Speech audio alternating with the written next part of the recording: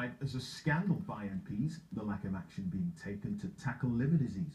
In England, there's been a significant increase in deaths. Between 2001 and 2012, mortality rates rose by 40%. In 2012, nearly 11,000 people died, and the vast majority of these deaths were preventable.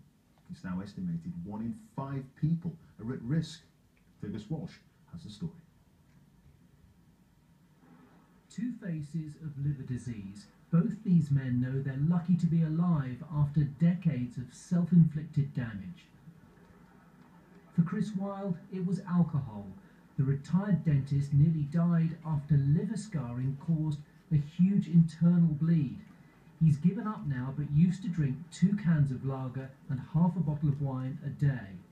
I was a social drinker, perhaps on the heavier side than the lighter side. As far as I was aware, I was not doing myself any harm. It was only when my life was threatened and I was in casualty that the message came home that if I didn't stop, I wouldn't be alive in 6 months' time.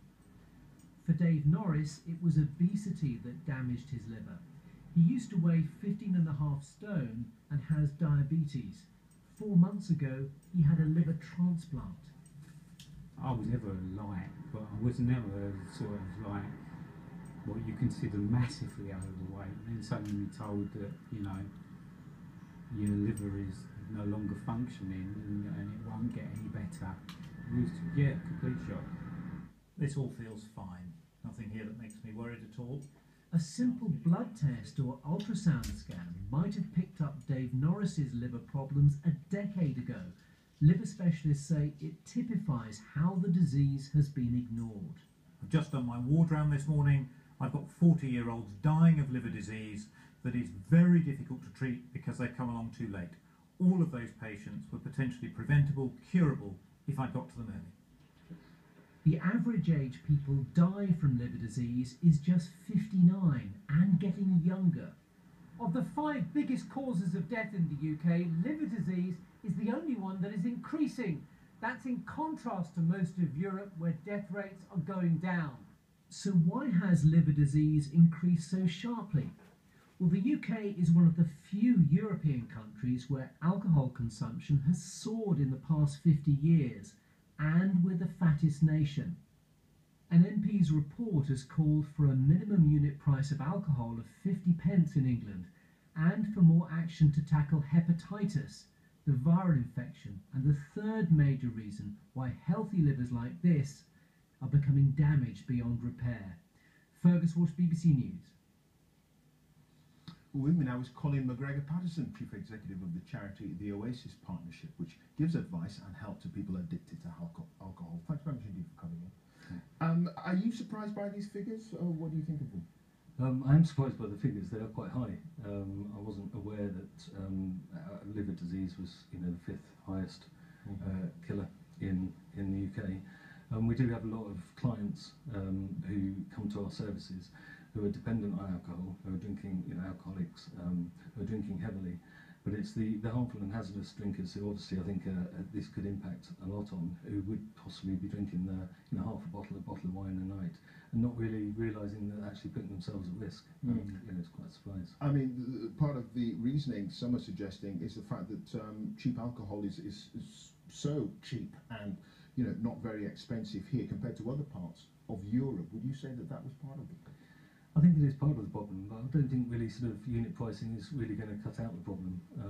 Many people will still find the money for drinking. You've got the dependent drinkers who will find the money for drinking because they're alcoholics and they're dependent on it.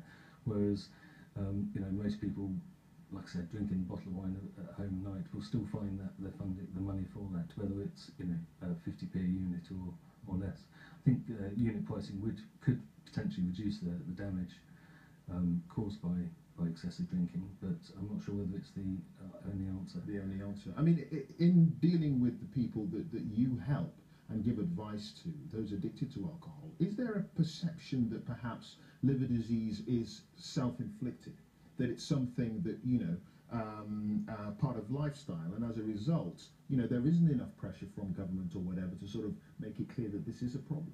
I mean, MPs today have in fact called these figures scandals. They are scandalous. I think that there really needs to be a coordinated approach to dealing with liver disease. You know, we need to work with the NHS, we need to work with GP practices, we need to actually provide a coordinated approach to it to sort of raise awareness. I mean, everyone is aware of the damages of alcohol, but it's more around the fact of liver disease. I think many people will be surprised at these figures and won't actually fully appreciate that actually they're putting themselves at risk. I think one of the case studies, you know, was a dentist who just drank half a bottle of wine, a couple of cans of lager a night. You know, that's sort of normal drinking for many people, but they're still putting themselves at high risk. So I do think a far more coordinated approach would be far more effective. I was going to say, I mean, you know, this isn't about people sort of drinking what many people might believe are excessive amounts of alcohol. It's not necessarily sort of people who are addicted to alcohol. This is, as you say, people who might drink, you know, a couple of cans of lager and a half a glass of wine a night. Well, yeah, definitely. I think, and the support really isn't there for those people who are drinking, you know, hazardously or harmfully to their health. They wouldn't think of going down to a local drug and alcohol charity for support. They might go to their GP for support, but again, the GP, you know, might provide brief interventions, but really we need possibly more funding to have alcohol workers based in GPs practices, you know, specifically working with individuals, identifying health problems, screening for liver damage, which I think, you know, far more earlier intervention will really make a difference. But again, it goes back to that coordinated approach. You know, we need to work together in relation to, you know, vaccinations for hepatitis B, universal vaccinations, or more testing and treatment for hepatitis C, all of which, you know, a lot of our clients are experiencing damage to. Sure. Very, very interesting. Okay, Conor McGregor Patterson from the charity Oasis Partnership. Many thanks for coming in. Thank you Very much.